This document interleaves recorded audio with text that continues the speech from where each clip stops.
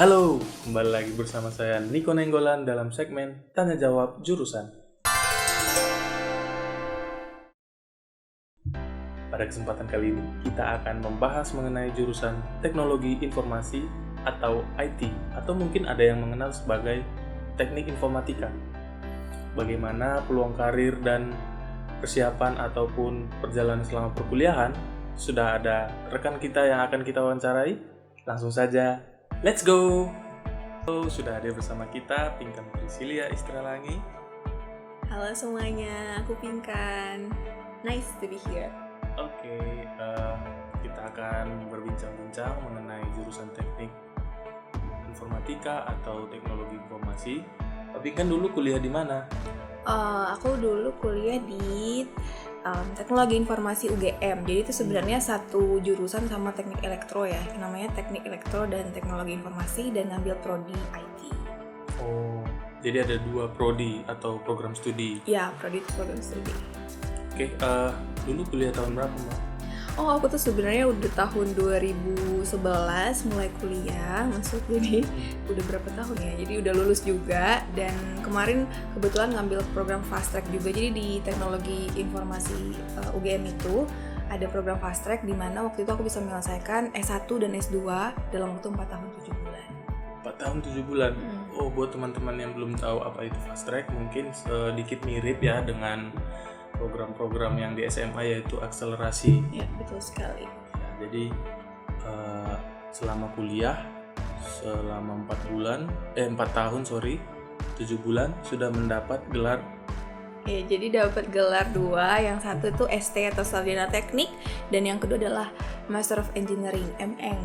Wow, kayaknya kita nggak salah orang nih guys untuk kita wawancarain, karena udah S2 juga gitu. Oke, mungkin bisa dibantu jelaskan, Mbak, dulu kuliah di teknologi informasi itu sebenarnya dia belajar apa sih, Mbak? Oke, jadi teknologi informasi itu sesuai namanya ya, belajar tentang informasi dan teknologi yang mengelola informasi itu sendiri. Jadi kita rekayasa perangkat lunak kalau bisa dibilang. Mulai dari awalnya tetap harus bagus basic matematika ya, hitung-hitungannya harus kuat, terus logika, karena itu pasti kita akan bermain dengan algoritma. Kita akan bisa ngambil kebanyakan jadi programmer sih, atau bisa juga kayak data. Kalau aku sebenarnya ngambilnya lebih ke konsentrasi data ya, jadi database, big data, data analytics gitu. Jadi sebenarnya ada peluang kerja ya, banyak dan cukup banyak di teknologi informasi. Banyak banget. Jadi kalau teman-teman suka IT, it will be a great advantage for you because hampir semua perusahaan sekarang itu lagi nyari orang IT. Kalian mau cari perusahaan apapun, dia pasti akan butuh IT untuk digitalisasi semua proses di perusahaan gitu. Iya, digitalisasi pada akhir-akhir ini kan memang sangat booming ya.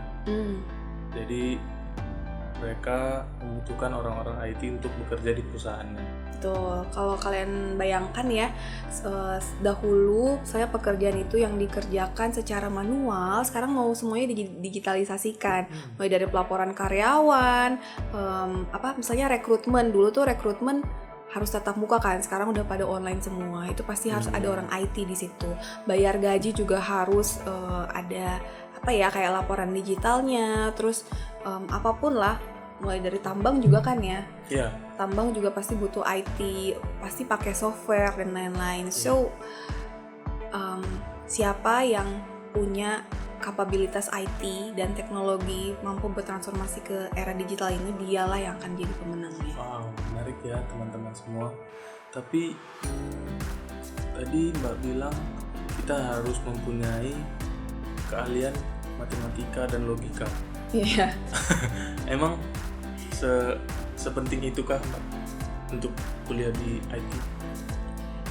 Kalau teman-teman berminat IT, memang itu adalah basic yang sangat diperlukan ya, matematika. Karena nanti pas kuliah itu awal-awal semester 1, semester 2, itu kita bakal belajar benar-benar kayak matematika dasar, terus kalkulus, pemrograman dasar, dan itu menurutku yang paling kuat matematika. Jadi kalau justru malah bagus ya, ada kan orang-orang yang nggak suka hafalan ya. Kalau aku memang nggak terlalu suka hafalan, jadi sesuatu yang berhubungan dengan logika, yang bisa kita hitung, yang bisa eksak gitu, itu tuh sebenarnya adalah hal yang menurut aku enak sih. Oh iya. Jadi memang harus memperkuat matematika ya. Oke, selain matematika kira-kira Fisika juga ada pengaruhnya. Jadi ada, kalau di tempat kita tuh fisika elektro. Kita selain belajar IT juga belajar hardware sedikit. Jadi di situ ada elektronya, ada fisika elektronya. Jadi harus belajar juga tuh kayak yang hukum-hukum Newton, terus gaya. teknik gitu. banget berarti Teknik ya. banget ya. Karena memang itu kalau di UGM sendiri, teknologi informasi itu berada di bawah Fakultas Teknik. Oh, oke sih. Jadi buat rekan-rekan yang kalau misalnya nggak suka matematika gimana? Masihkah ada peluang atau kans untuk masuk di teknologi informasi? Sebenarnya gimana ya? Ya penting sih kalau menurut aku, maksudnya biar nggak dibodoh-bodohin juga. Meskipun ya pada zaman sekarang kita memang menghitung pun udah males ngitung langsung ya, kayak langsung pakai kalkulator aja gitu. Tapi tetap dasarnya tetap harus belajar sih. Nggak harus yang advance banget kok. Yang penting bisa hitung-hitungan. Dan logika, sebenarnya yang paling penting itu logika.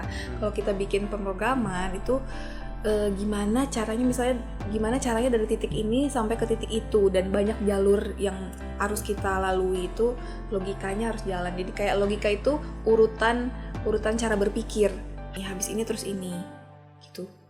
Sih. Gitu ya. Oke, dulu di UGM kuliah IT-nya kan selama 4 bulan. 4 tahun. 7 bulan. Kalau 4 bulan cepet banget. sorry 4 bulan 4 tahun 7 Kayaknya bulan Mas Niko nih grogi 4 tahun guys. 7 bulan ya. Selama berkuliah di sana pernah nggak merasa bosan atau merasa biasalah kan kalau misalnya ada pekerjaan atau tugas, sebanyak apa sih tugasnya kalau kuliah di teknologi informasi? Sebanyak apa tugasnya sebenarnya tergantung kalian ngambil SKS ya. Kalau aku kemarin memang aku fullin ngambil SKS semaksimal mungkin. Jadi memang tugasnya lumayan. Jadi selain tugas kuliah yang biasa yang kayak ngerjain tugas-tugas harian gitu atau mingguan ya, kita juga ada praktikum, laporan praktikum. Kita kadang dikasih project juga kalau akhir semester tuh kayak bikin aplikasi dan lain-lain. Jadi ya lumayan sih, tapi kalau kalian suka bakal enjoy banget kok, dan aku recommended, apalagi sekarang IT kan sangat dibutuhkan di mana-mana.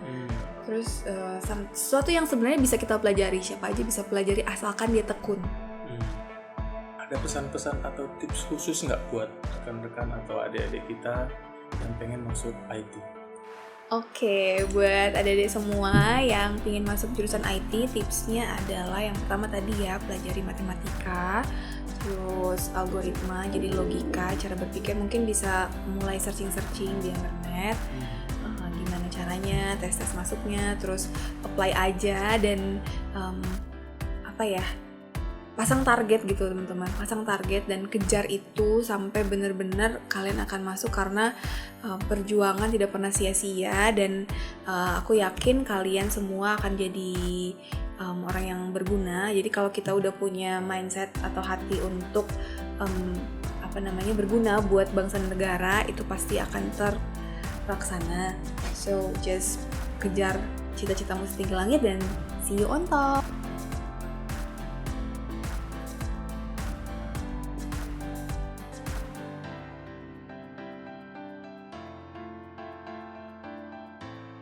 Oke, dengan demikian wawancara kita kali ini telah berakhir, dan terima kasih banyak Mbak Pinkan sudah membagi informasi, membagi pengalaman. Sama-sama. Buat teman-teman semua yang ingin nanya-nanya langsung ke Mbak Pinkannya mengenai teknologi informasi, bisa langsung ke Instagramnya Mbak Pinkan. Boleh langsung ke @priscilia_yo, message di situ boleh, atau mau komen di bawah sini juga. Selain di komen juga bisa di like, share, dan di subscribe, karena YouTube ini akan menyediakan wawancara seperti ini dengan pengalaman-pengalaman perkuliahan di jurusan-jurusan lain. Jadi buat Oh. kamu yang pengen tahu apa sebenarnya yang dipelajari maupun peluang-peluang kerja di jurusan-jurusan lain akan kita sediakan di YouTube ini.